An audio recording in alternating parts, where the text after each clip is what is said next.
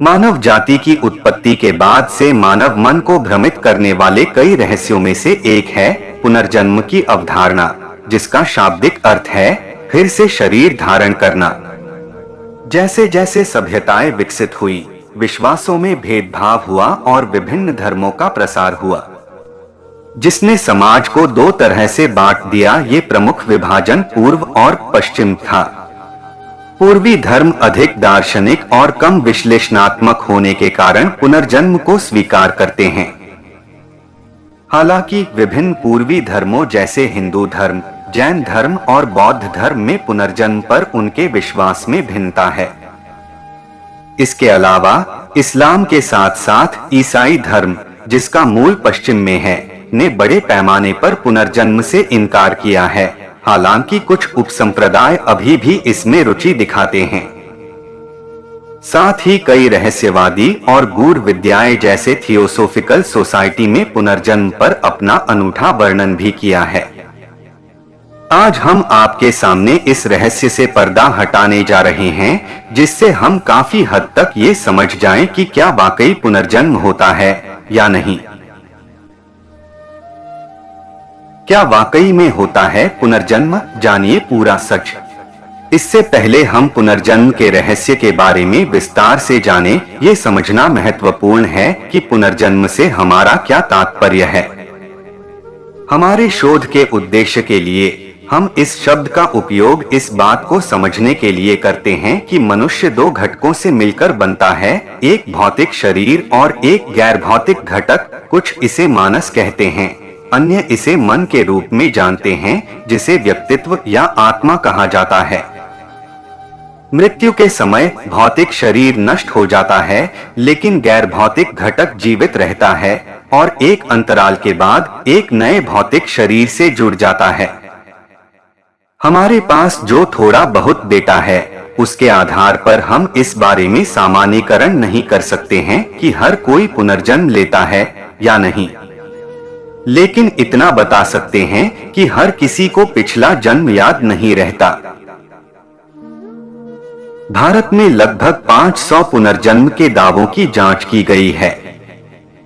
उनमें से 70% प्रामाणिक थे। जो बच्चे पिछले जीवन के बारे में बात करते हैं, वो आमतौर पर 2 से 5 साल की उम्र के बीच ऐसा होता है, और वो 5 और 8 के बीच अपने पिछले जीवन के बारे में बात करना बंद कर देते हैं। शायद ही वो 10 वर्ष की आयु से अधिक इस बारे में बात करना जारी रखते हैं। वो इसी व्यवहार को प्रदर्शित करते हैं जो उनकी वर्तमान परिस्थितियों के लिए असामान्य है, लेकिन मृत व्यक्ति के व्यवहार के लिए उपयुक्त है, जिसका जीवन वो याद रखने का दावा करते हैं। कुछ बच्चों के चेहरे की विशेषताएं, चाल चलन या तौर तरीके उनके दावा किए गए पिछले व्यक्तित्वों के अनुरूप होते हैं। कुछ में जन्म चिन्ह या जन्म दोष भी होते हैं, जो पिछले जन्मों के कारण होते हैं। उत्तर प्रदेश के मैनपुरी जिले में एक ऐसी घटना सामने आई थी, जहां 8 साल पहले नहर में डूबने से मरने वाला 13 वर्षीय लड़का अपने गांव लौट आया। उनके पुनर्जन्म की कहानी ने खूब सुर्खियां बटोरी थी। उसके पास बताने के लिए कई कहानियां हैं। पुनर्जन्म की उसकी कहानियों ने ग्रामीणों को मंत्रमुग्ध कर दिया। उत्तर प्रदेश के मैनपुरी जिले के नगला सालेही गांव के प्रमोद कुमार के 13 वर्षीय बेटे रोहित कुमार की मौत 4 मई 2013 को कानपुर के पास नहर में नहाने के दौरान डूबने से हो गई थी। वही अगस्त 2019 को पास के गांव नगला अमर सिंह निवासी रामनरेश शंखवार का पुत्र चंद्रवीर उर्फ छोटू प्रमोद कुमार के पास आया और कहा कि वो पिछले जन्म में उसका बेटा रोहित था। उसने दावा किया कि उसका पुनर्जन्म हुआ है और उसने प्रमोद और उषा देवी को अपने माता पिता के रूप में पहचाना भी।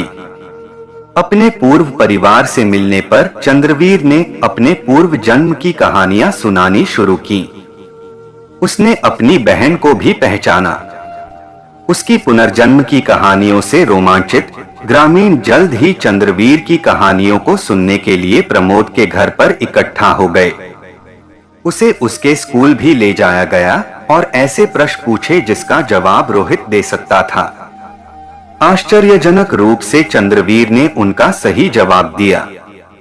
चंद्रवीर के पिता शंखवार ने कहा कि उनका बेटा बचपन से हमेशा पुनर्जन्म की बात करता था और नगला सालेही आने की जिद करता था। वो उसे खोने से डरते थे और उसे गांव लाने से बचते थे, लेकिन अंत में वो बेटे की जिद के आगे हार गए और उसे वहां ले आए।